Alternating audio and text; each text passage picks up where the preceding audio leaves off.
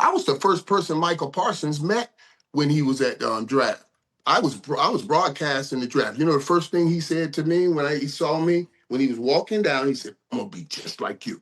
I said, "What? What?" I swear to you, that's his first thing. I'm gonna be just like you. I'm gonna be just like you. I really didn't even know who he was. You know, I was studying wide receivers in the draft, but you know, I heard about him and everything. And then you see his mom and dad, all of them had on blue. They wanted to be a Cowboy, and you got that. And you got him, became a great player. I'm just saying, get what you want out of life, man.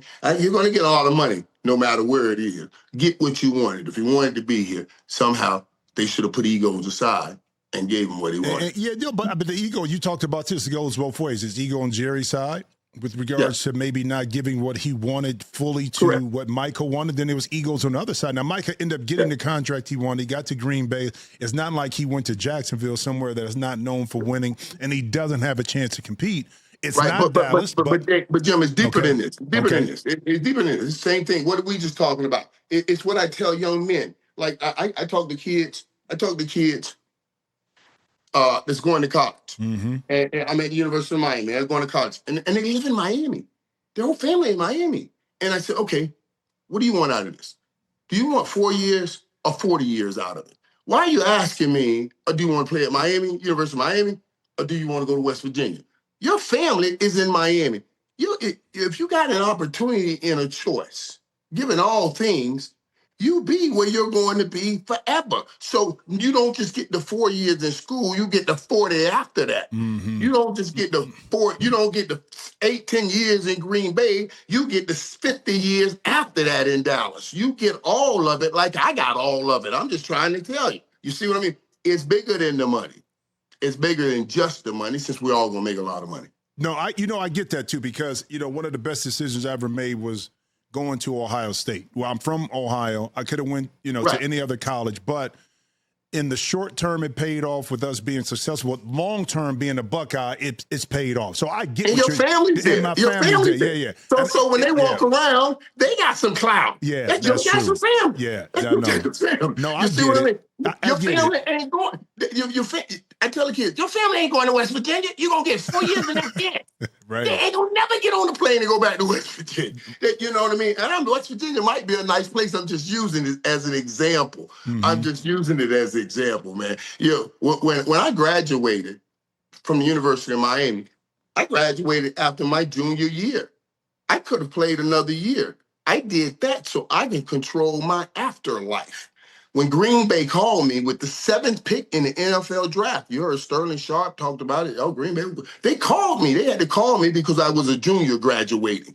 That means if you drafted me and I didn't want to play for you, I can drop my class. I can drop a class, go back to summer school, pick that class back up, graduate, and you lose the draft pick, and then I apply for a supplemental draft. So when they called, I ain't got nothing against Green Bay. I just told them no way.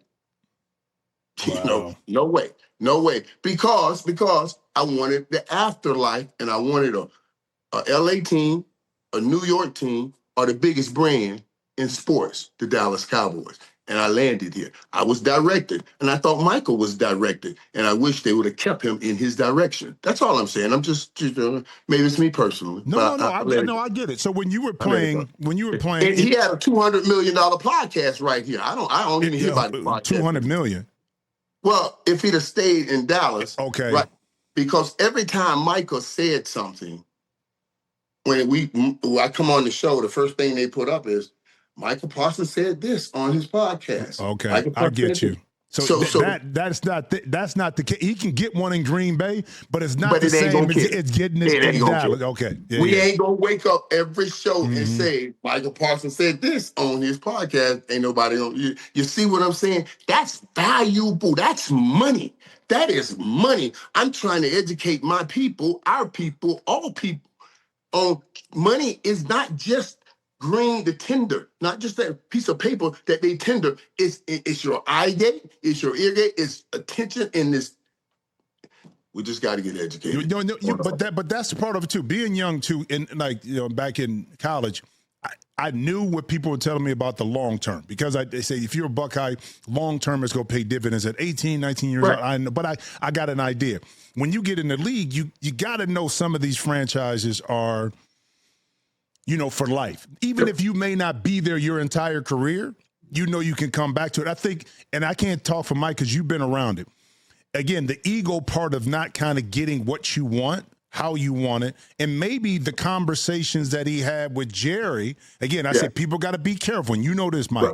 Right. Those intimate conversations that you have with an owner, people don't have. So it could have been some promises made in there that were broken, that were not adhered to, that also led to that decision for him to kind of, force his hand to get out of Dallas.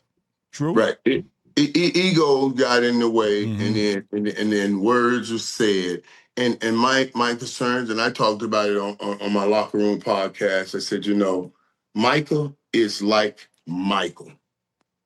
Micah is a lot like Michael. We're very emotional. Great emotional. You want all of that emotions working for you. And when I saw him and Jerry talking, I said, this is great. This is great. This is great. Mm-hmm. But then all of a sudden they stopped talking. I guess the agent said to Michael, don't talk to Jerry anymore. Don't call him anymore. And then I started worrying, because now you're going to take everything people are saying. And what we were talking about prior to coming on is now it's different. Remember, it used to just be CBS, NBC, and ABC. You had 3 networks that kind of gave us all the information. Now it's not like that anymore. You get what everybody's saying all the time. So now Micah, who's an emotional person like me, is listening to all the mess all the time. And they're getting farther and farther and farther and farther apart. And then it gets to a place where it got. Check out new episodes of The Jim Jackson Show every Thursday. Watch on the Rich Eisen Show YouTube page. Follow the show on Instagram @Jim Jackson Show, or listen wherever you get your podcasts.